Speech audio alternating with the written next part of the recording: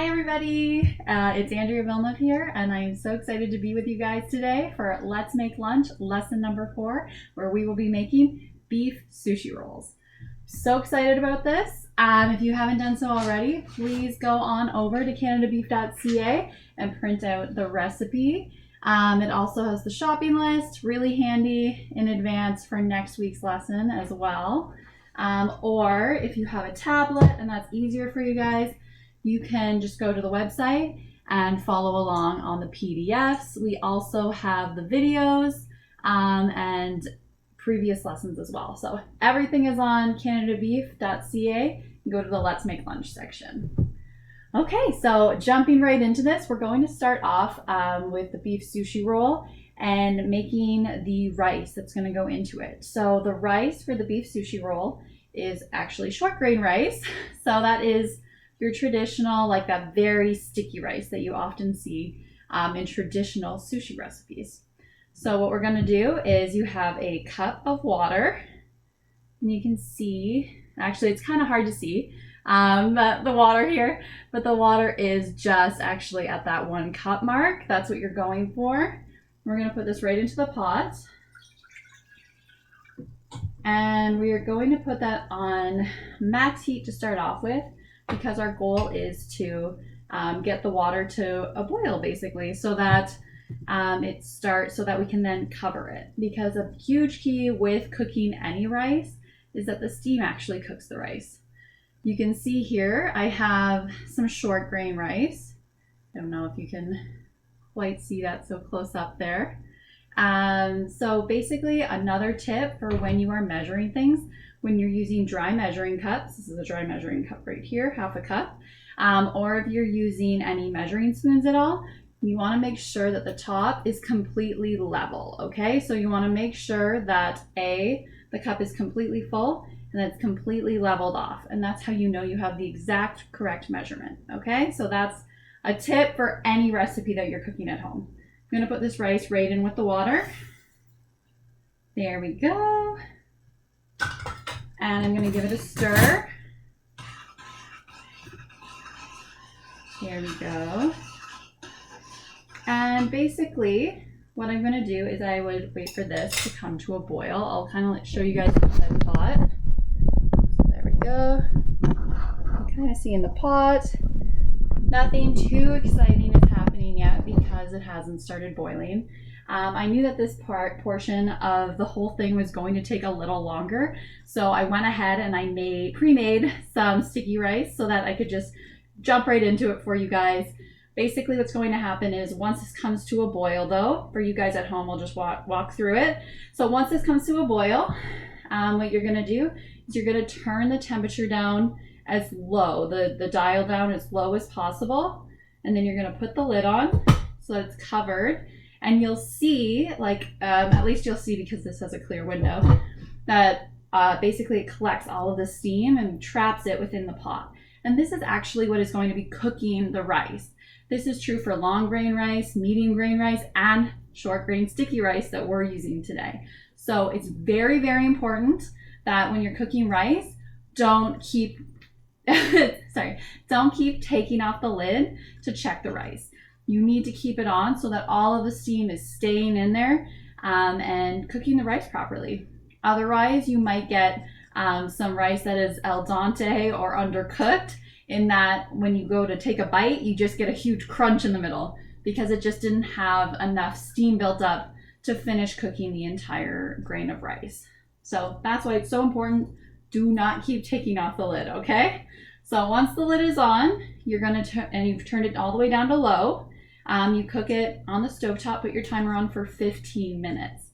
And then what I want you to do, after the 15 minutes is up, turn off your stovetop, and I want you to set it aside, okay? So just set it aside so that, but leaving the lid on for 10 more minutes. And that just gives the rice a little bit of extra time to absorb all of that water and really make sure that your rice is fully cooked, because you definitely don't want a crunchy piece of rice in the middle of your sushi bite, okay, everybody?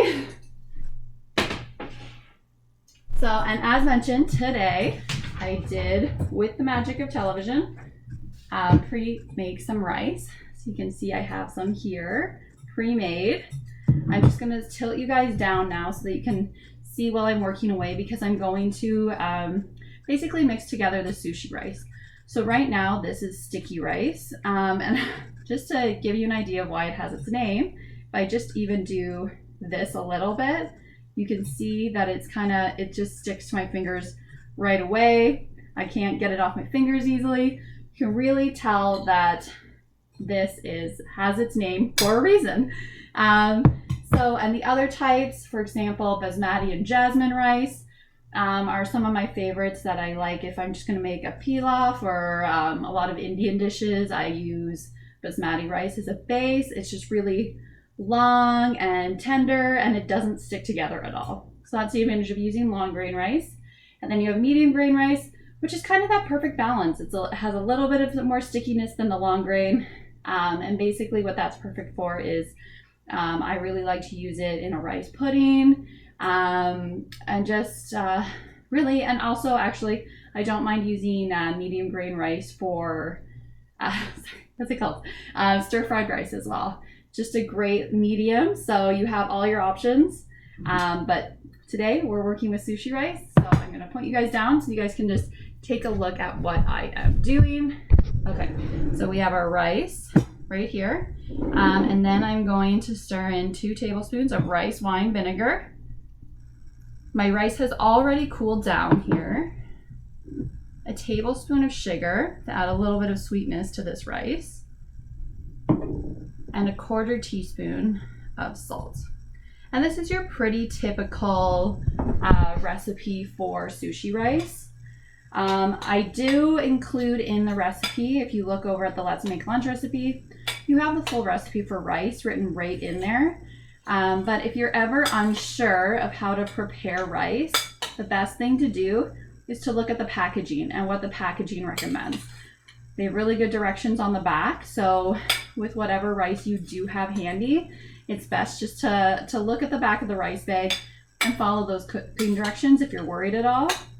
And then you can just mix in the flavoring that you want after the fact.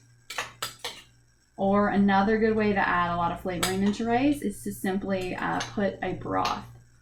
Instead of cooking in water, you can always cook it in broth as well. And that's best for other dishes. But for this one today, we're adding all of the different tasty ingredients after the fact, which you just saw. So that was the rice wine vinegar, that was the sugar, and that was the salt. Okay, so there we go. We have our rice, which will be going in our beef sushi roll-ups. Okay, I'm setting that aside for now. And now I'm going to be pulling over our beef right here. So this cut is what we have right here, the inside round fast fry steak. I don't know if you guys can see that label. So what I really love about like Canadian beef products is that when you're in the grocery store, they very often do have it written right on the packaging, like this is a good steak for grilling, or this is a good steak to marinade. So they kind of give you tips on the best way to cook that cut of beef in advance anyways. But something that I have for you guys that you might not know, if you're wondering if, okay, is this steak going to need to be tenderized, or is it already a tender cut?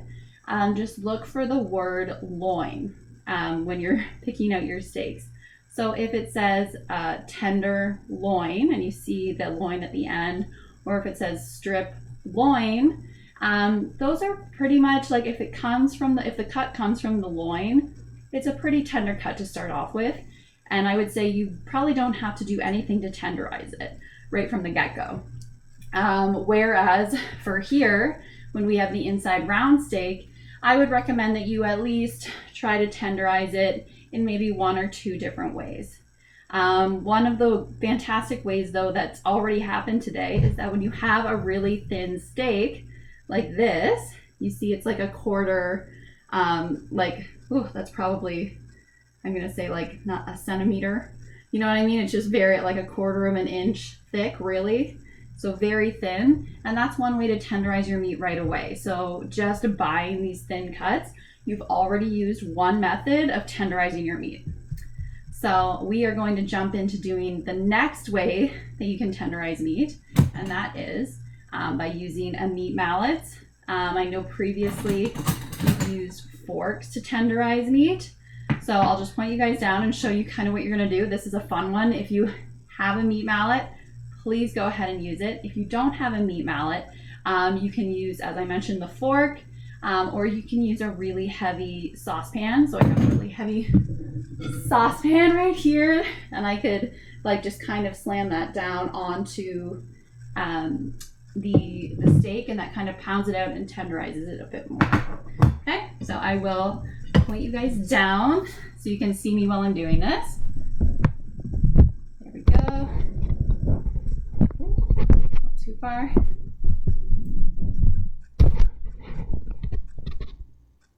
Okay, there we go. So I'm going to be using the meat mallet, and I'm just going to tenderize one part of this. You can tenderize both parts. So this is also very commonly something that you would use if you're going to make, like, say, a schnitzel or anything along those. And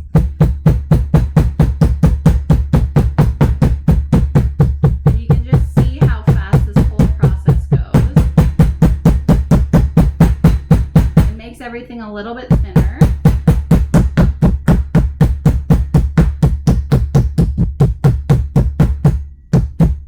There we go. And a huge advantage of having just your cut so thin is that it's going to cook so fast. It's just an easy way to cook meat very quickly, is to get these super thin steaks that you can find all the time at the grocery store. So perfect for those. So let's see it. Okay. To tenderize, we cut it really thin, right? Like we bought it that way. It was already cut thin. 2, we use mechanical manipulation. So by using our meat mallet or your fork or your really heavy pan, however you ended up doing it. And lastly, what we're going to do, another way to tenderize things, is to use a marinade. And really what's going to help tenderize your meat in a marinade is the actual acid that's found in it. So in this case, it will be basically the soy sauce is slightly acidic. So that's going to be what's kind of tenderizing it. The longer you let meat sit in a marinade, the more tender it will get. This is more of a brushing process, so it's more of a flavor marinade than a tenderizing marinade. But just so you know, marinating a piece of meat is one way. You can definitely tenderize meat. Okay, so I'll basically what I'm going to do is I'm going to put a little bowl over here, point you guys down, and what I'm putting in is it's 2 tablespoons of soy sauce, and I have right here. There we go. Kind of see me doing this away. And then I have sesame oil, 2 teaspoons of sesame oil. And also, I would just like to say sesame oil is so fantastic. It's a very incredibly flavorful oil. So it's more likely, for example, canola oil, your canola oils, your olive oils are more likely to be used to cook something in. Whereas your vegetable oils, those are all sort of used to cook something in, whereas sesame oil is used more so as a flavor element. So you don't need too much of it in any recipe to get that very strong sesame flavor. Okay, now we're gonna add in kind of a little bit of salt here, quarter teaspoon of garlic powder. And then right here, it's a teaspoon of honey. And I just wanted to give you guys an extra little tip here. If you are measuring out something that is really sticky and you just don't think it's going to come out of the container well, you can just lightly grease the inside of whichever container it is. In this case, I lightly grease the inside of my teaspoon here. But you can also lightly grease the inside of a liquid measuring cup if you need to. And that way you just know that it's gonna just pour out a lot easier and a lot faster. There we go. So good tip right there. Get it all out, and then yeah, you can see that it's pretty much all out and it didn't stick to the inside. So you know we got the full amount inside there. And then we have some sesame seeds that are gonna go in. There we go. And I'm just gonna use actually a fork here to kind of whisk this all up.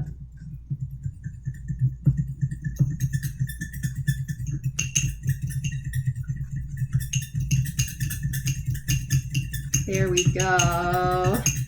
And right away, because we don't want to cause any cross-contamination, I'm using half of this dip to brush onto the meat. And I'm also saving half of it for later so that you can, once your sushis are done and fully cooked, you can dip them in. So right away, I separate these into 2 separate containers.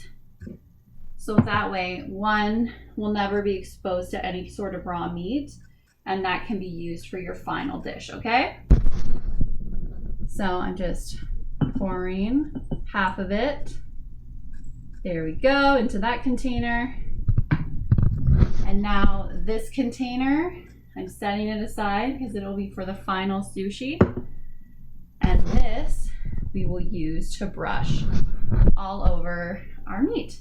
Okay, so we're good to go. Being food safe, very important. Okay, so now what I'm going to do is I'm going to brush the marinade, our little dip marinade that we just made, on both sides. So we'll do that right now. Here we go. And this is gonna just add so much flavor into the beef. In the culinary world, you want to basically make sure that you are flavoring each thing at each stage. It's basically, you always want to create layers. That's the whole thing, is you always want to try and create layers of flavor. That's huge. So you want to make sure that as you are cooking, you're kind of adding flavor to each different element, okay? So that's what we're doing right here with our beef. We're just adding the flavor. Actually, you know what? I'm just gonna use my hands here. Flip it over and do the same thing. And it'll also give the beef a nice, beautiful color when we're browning it, which is really nice.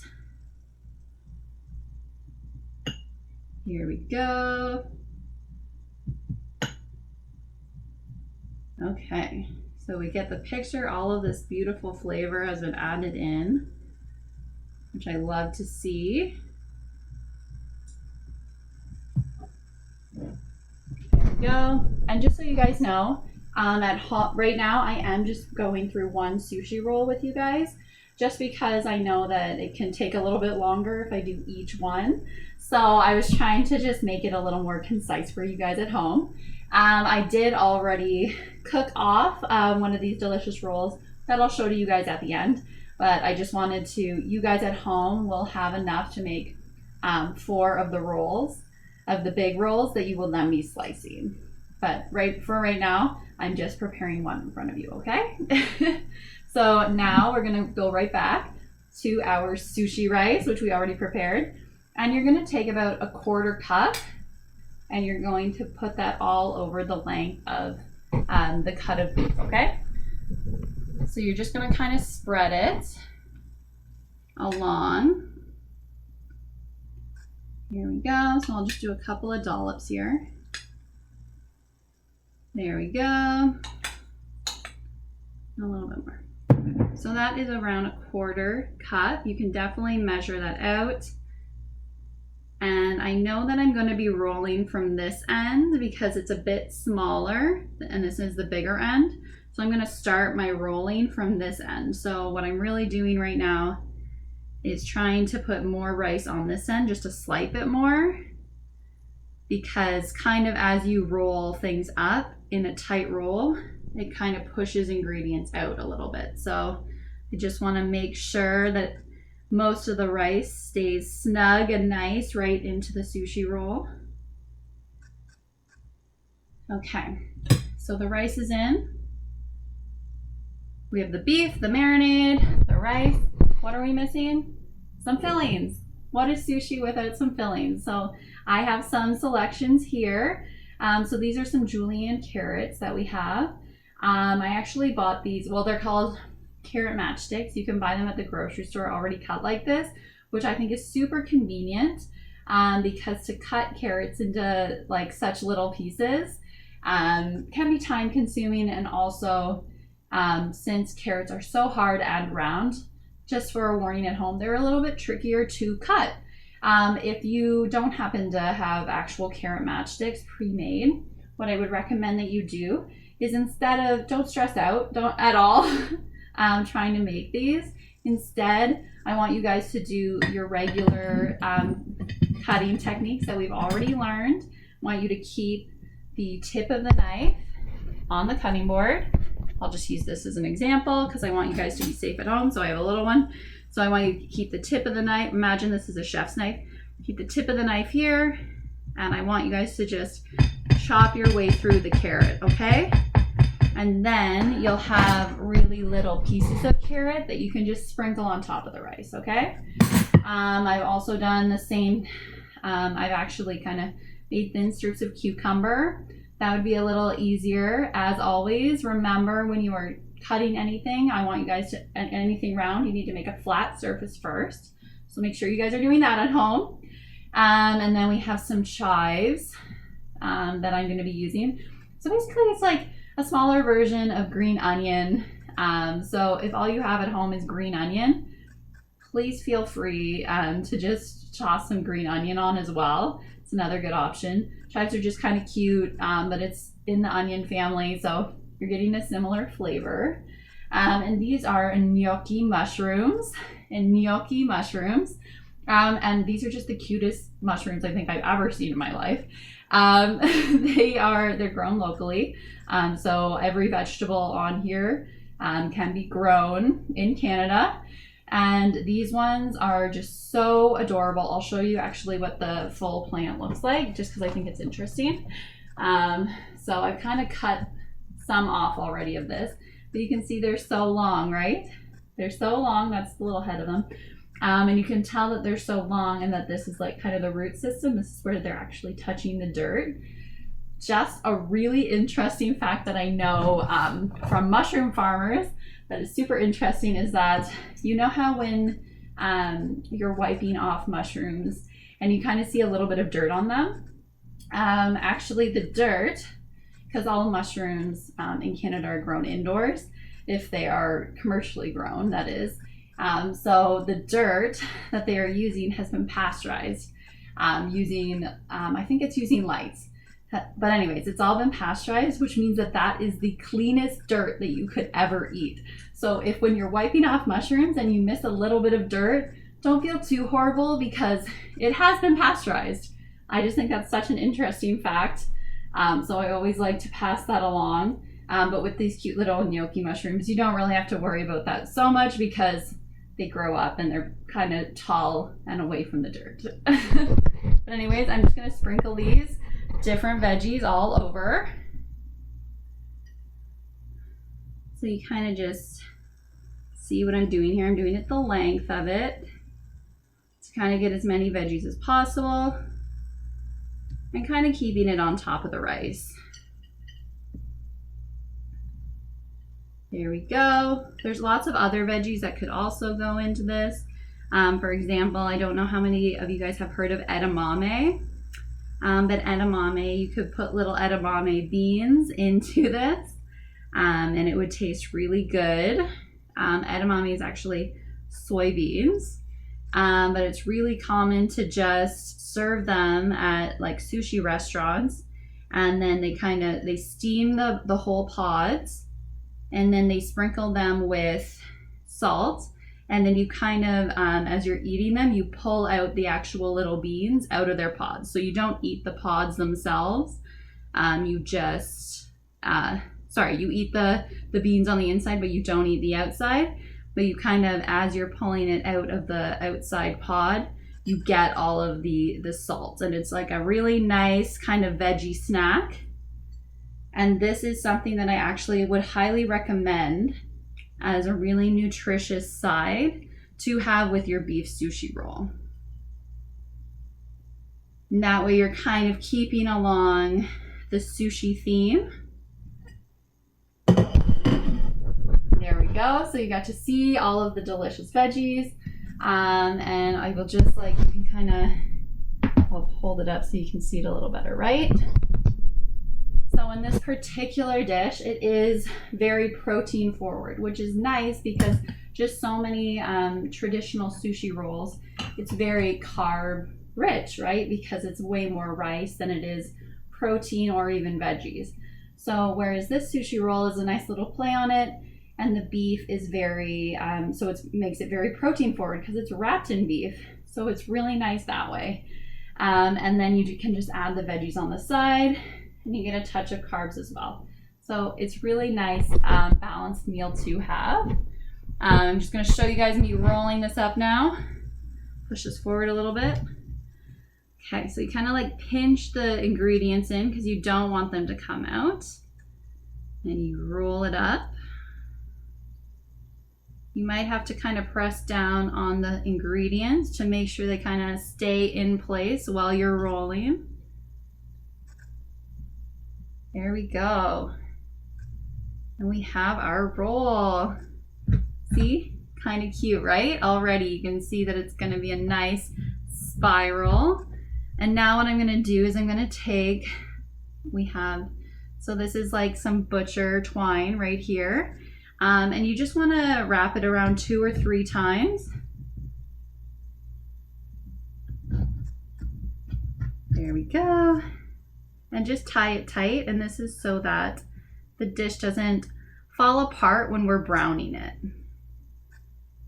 If you don't have time to brown this dish in advance, you don't have to feel bad. You can definitely just pop it into the oven. And I would say cook it probably for around 4 minutes longer in the oven if you don't have time to brown it in a pan in advance.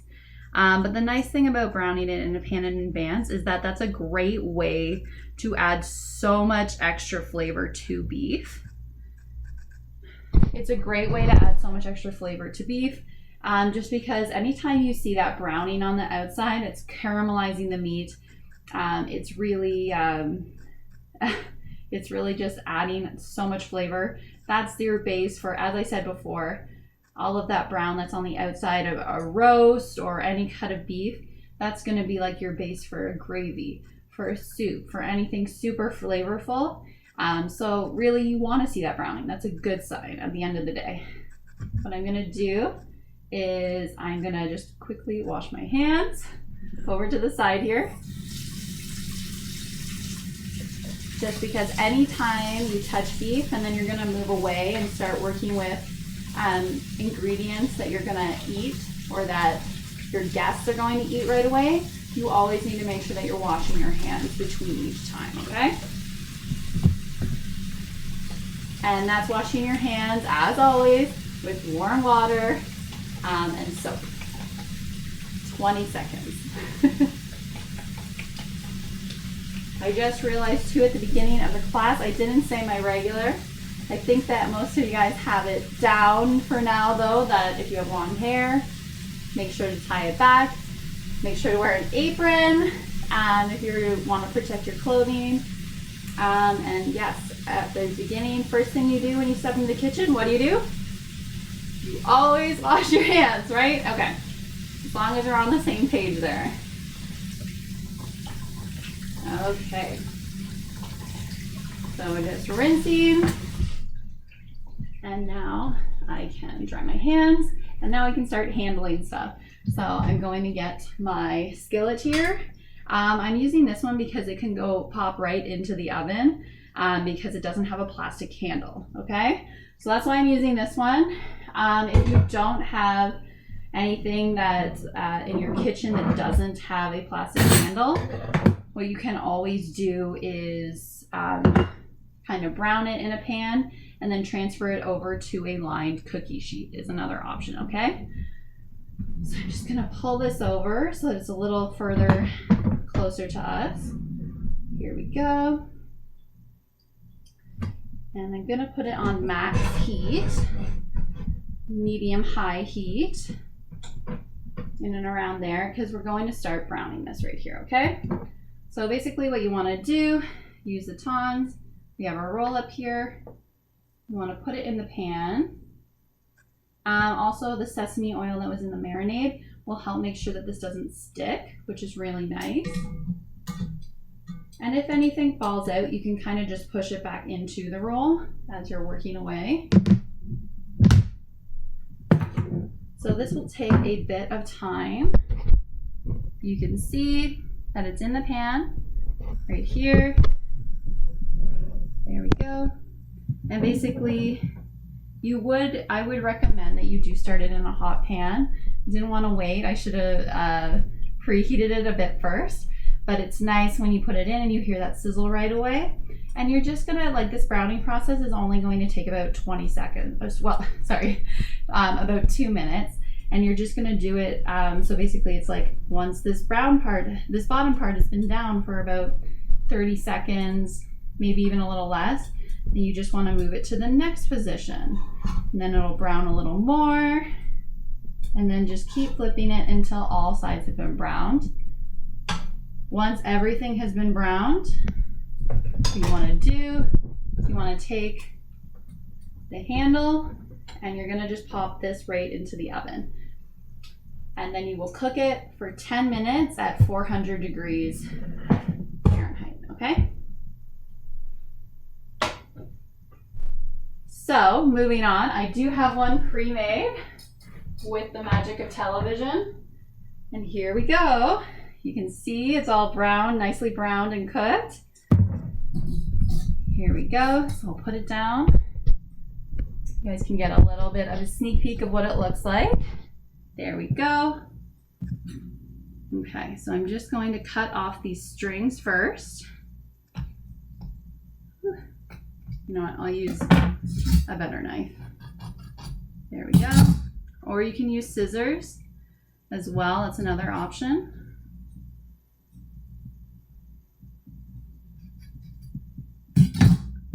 And you set those aside. You don't need those at all anymore. And then basically you want to make it about an inch, each one about an inch, maybe even 3/4 of an inch. You just want to make sure that it's big enough that it will stick together. Okay. There we go. Here we go. So you kind of get a good view. So this one is has not been in the oven recently, but what you want to do is you want to make sure that your beef roll-up has been completely cooked through. So what I want you guys to do at home is use your meat thermometer, and after it's been in the oven for 10 minutes, take it out and insert the meat thermometer. And I want you guys to make sure that it at least hits 140 degrees Fahrenheit. And that's really just to make sure that it's at least being cooked to around medium rare, because this steak in here is very thin, so it'll cook really quickly, but it is wrapped in. So aim for around 140 degrees Fahrenheit, okay? And that would be a nice medium rare right there, okay? So I'll just keep cutting. As mentioned before, you will have a few of these. You'll have 4 different of these to cut up. So you'll see there's a lot, and look how beautiful that is. I love this so much. It's just such a beautiful little cut. There we go.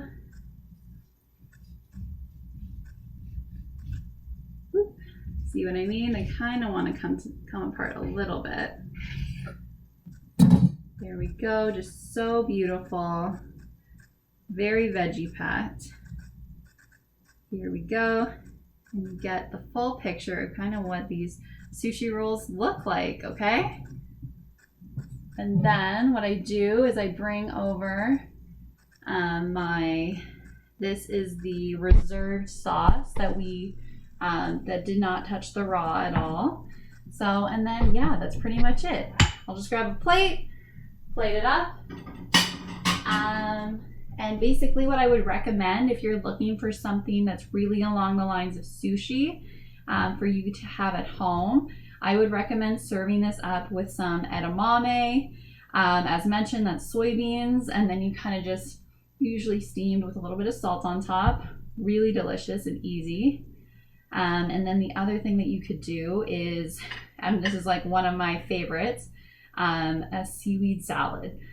So seaweed salad is fantastic as well. It's kind of a different vegetable that you might not normally get at home. So I would encourage you guys to try it. Seaweed salad kind of tastes a little bit sweet and sour. So yeah, just another veggie that you can mix into your repertoire. And lastly, I mean, just using what you have at home. If you just want to slice up some cucumbers, just any kind of sliced up veggies on the side would also be fantastic with this dish, okay? So I'll just point you guys down. You can see the final dish. Very delicious. And I want to try this dish before I say goodbye. Make sure I sent you guys down the right path. But I'm not going to put a whole sushi in my mouth at once. Not on camera, at least. There we go. So I've kind of cut it up here. My piece that I'm going to try.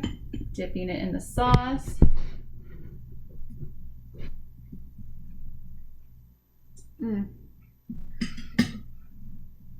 So good.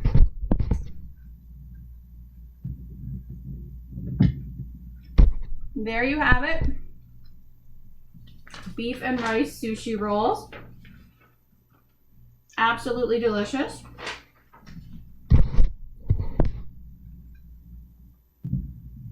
We have our dip. We have this. We're going to get some nice veggie sides to go along with it. And yeah, that is it. That is the beef. Sorry. It's a little hard when I try and taste it at the end.